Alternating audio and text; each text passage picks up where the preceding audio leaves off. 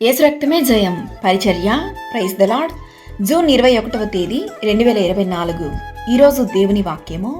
ప్రియులారా, మన హృదయము మన యందు దోషారోపణ చెయ్యని ఎడల దేవుని ఎదుట ధైర్యము గల వారమగుదుము. 1 యోహాను 3వ అధ్యాయం 21వ వాక్యము.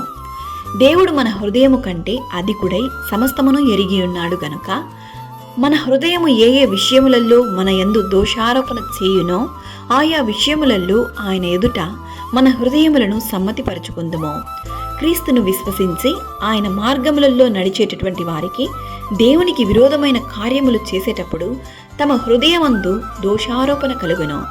ఎవరు చూడలేదని పాపము చేయుటకు తృణీకరించే వారందరినీ దేవుడి దినాన ఈ వాక్యం ద్వారా హెచ్చరిస్తున్నాడు. దేవునికి నీవు లెక్క చెప్పవలసిన రోజు వచ్చును. జాగ్రత్త నా ప్రియ సహోదరి సహోదరులారా. మనుషులు పైరూపాన్ని చూస్తారు, కానీ దేవుడు హృదయ అంతరంగాన్ని ఎరిగి ఉన్నాడు. దేవుడు నిన్ను చూస్తున్నాడని మరువకు. విరిగి నలిగిన హృదయమే యెహోవాకు ఇష్టమైన బలులు. నీలో ఉన్న పాపం మనస్సాక్షిని బట్టి కన్నీటితో దేవుని సన్నిధిలో మొరపెట్టుము. మనమైన ఆజ్ఞలను గైకొనొచ్చు ఆయన దృష్టికి ఇష్టమైనవి చేయుచున్నాము గనుక మనమేమి అడిగినను అది ఆయన వలన మనకు దొరుకును. ప్రభు అయిన యేసుక్రీస్తు కృప మనందరికీ తోడైండును గాక. ఆమేన్. God bless you.